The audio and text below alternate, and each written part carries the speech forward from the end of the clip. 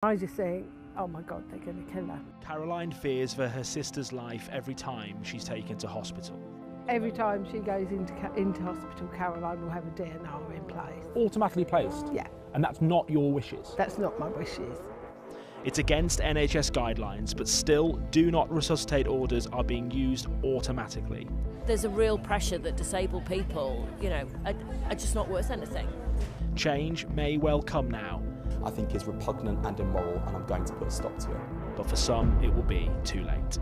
My mum called me and she said to me, my baby's gone. We go to a park, we go to the beach. Every year, Caroline and I go for 2 weeks to Tenerife. Oh, nice. When Julie sees Caroline, she sees her sister's warmth and memories of holidays and of home. But too often, that is not what doctors see. When Caroline has to go into hospital, how much do you worry about that? Immensely. Caroline has cerebral palsy, epilepsy, and is non-verbal. She's lived with her learning and physical disabilities for 60 years, but her family say it's been a life defined by battle, a battle for basic rights that a medical profession still tries to take away.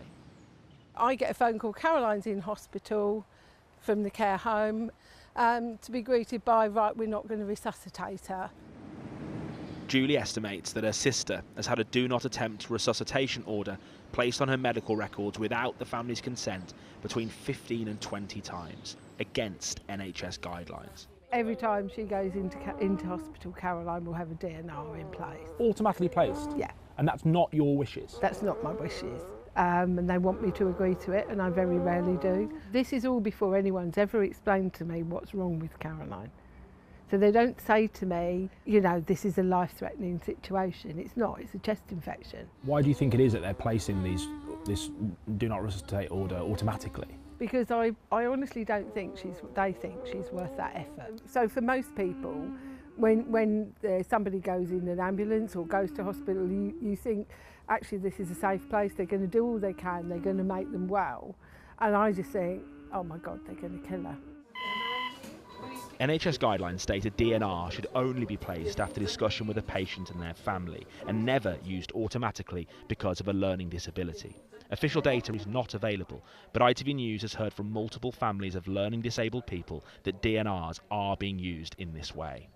There's probably far more disabled people dying than we actually realise. If you know how the system works, you can kind of navigate your way through it. But a lot of families in these cases just don't have that. There's a real pressure that disabled people, are just not worth anything.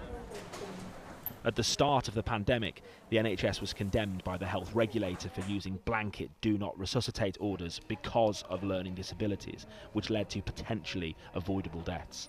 To know that this is still happening is just the most abhorrent thing that you could ever imagine. Happy birthday to you. It's the videos of Sonia that her sister clings to now. Her learning disability was a part of who she was, but doctors saw it as a reason not to save her. My mum called me and she said to me, my baby's gone.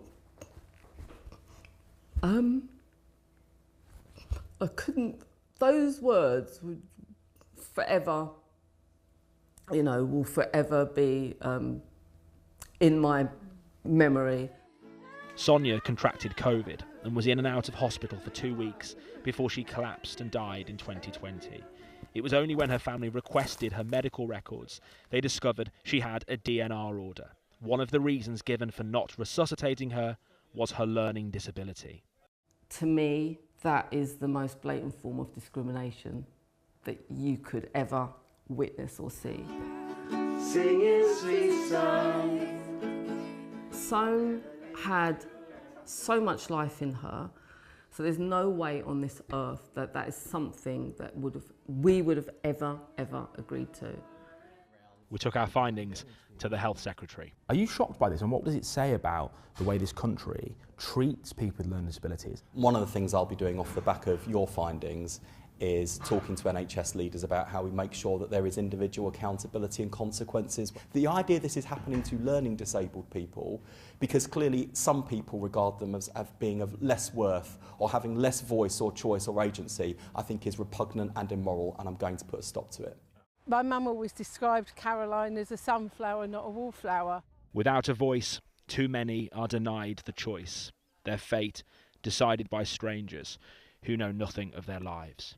Daniel Hewitt, ITV News.